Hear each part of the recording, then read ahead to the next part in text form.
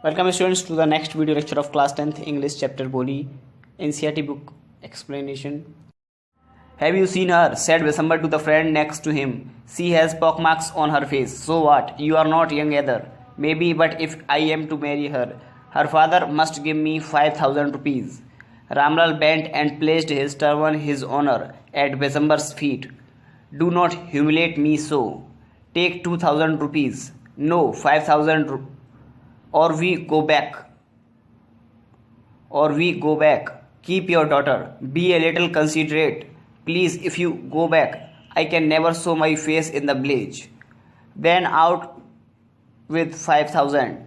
Tears streaming down his face. Ramlal Benton opened the safe and counted out the notes. He placed the bundle at the bridegroom's feet. It means क्या तुमने उसे देखा है? दिसंबर के पास खड़े एक दोस्त ने कहा। उसके चेहरे पर चेचक के निशान हैं, मीन्स स्मॉल पॉक्स के स्पॉट्स हैं, दाग हैं। तो क्या हुआ? तुम भी युवा नहीं हो, तुम भी जवान नहीं हो सकता है, लेकिन यदि मुझे उससे शादी करनी है तो उसके पिता को मुझे 5,000 रुपये दहेज में देने होंगे। रामलाल आगे बढ़ा और उससे अपनी पगड़ी उतारकर बिसंबर के पाँव में रख दी। मुझे इस प्रकार लज्जित मत करो, शर्मिंदा मत करो।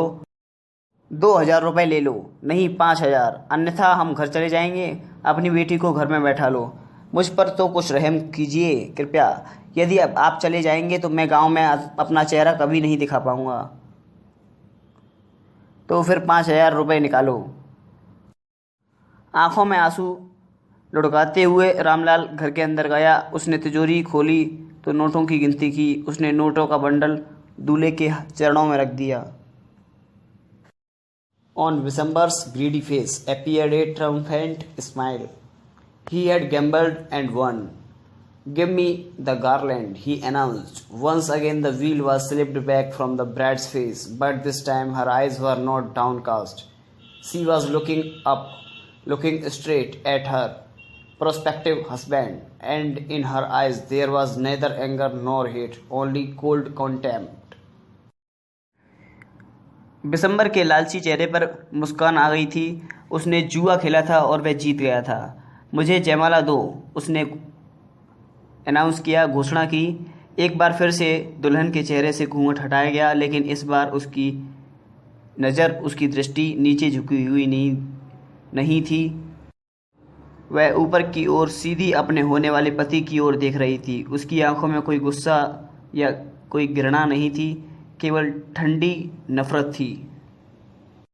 बिसंबर raised the garland to place it round the bride's neck, but before he could do so, Boli's hand struck out like a streak of lightning and the garland was flung into the fire. She got up and threw away the wheel. Pitaji, said Boli in a clear, loud voice, and her father, mother, sisters, brothers, relations, and neighbors were startled to hear her speak without even the slightest stammer. Pitaji, take back your money. I am not going to marry this man. बिसंबर ने दुल्हन के गले में जयमाला डालनी चाहिए, लेकिन वह जयमाला डाल पाता उससे पहले ही भोली का हाथ बिजली की तरह, लकीर की तरह आगे बढ़ा और उसने जयमाला आग में गिरा दी। वह उठ खड़ी हुई और घूंघट उतार फेंका। पिताजी, भोली ने स्पष्ट आवाज में कहा, और उसके पिता, माँ, बहनें, भाई, रिश्तेदार और पड़ोसी उसे बिना किसी हिचक के बोलते हुए देखकर चौंक गए। पिताजी, अपना पैसा वापस ले लो। मैं इस व्यक्ति के साथ शादी नहीं करूंगी। Ramlal was thunderstruck. The guests began to whisper, so shameless, so ugly and so shameless. Bholi, are you crazy? Shouted Ramlal. You want to disgrace your family?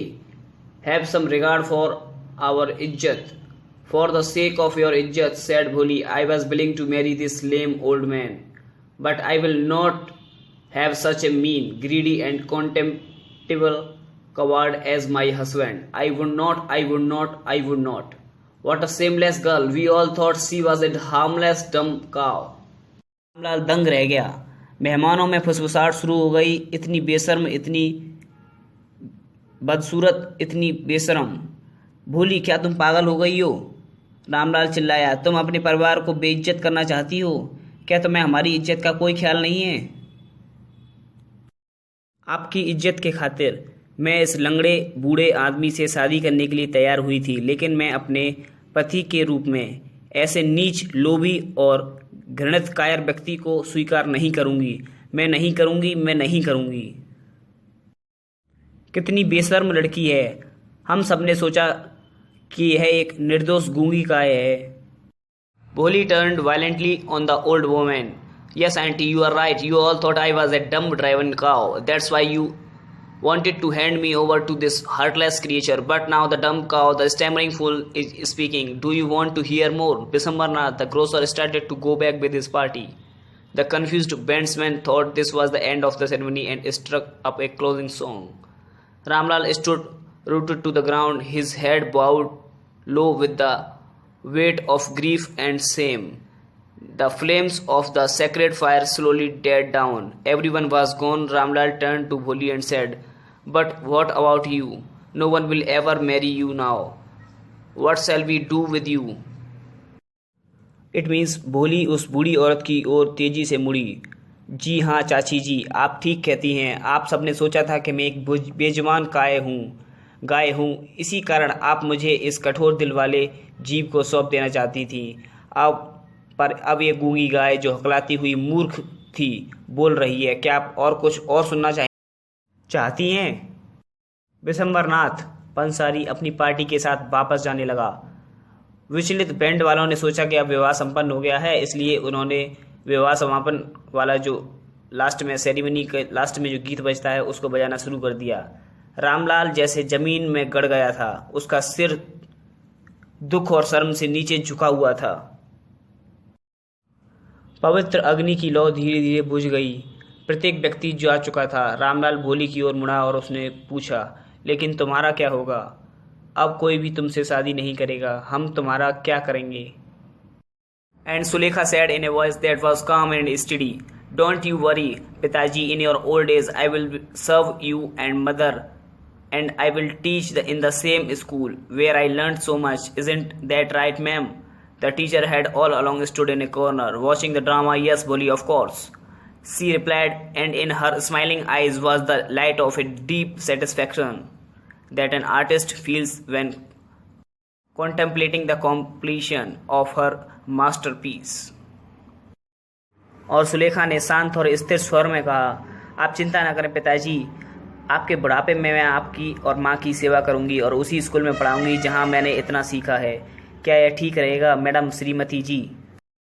उसकी टीचर जो अध्यापिका इस दौरान एक कोने में खड़ी इस सारे नाटक को देख रही थी, उसने उत्तर दिया, हाँ क्यों नहीं भोली। और उसकी मुस्कान में गहरे संतोष का प्रकाश था, जैसे एक कलाकार महसूस करता है कि जब वह अपनी सर्वोत्तम या सबसे बड़ी चाहत को पूरा होते हुए देखता है। Okay students, you are watching Darshan Sir official video lectures. Now today Bholi chapter is completed fully. Thank you very much for subscribe to our YouTube channel 10th English with Darshan Sir India.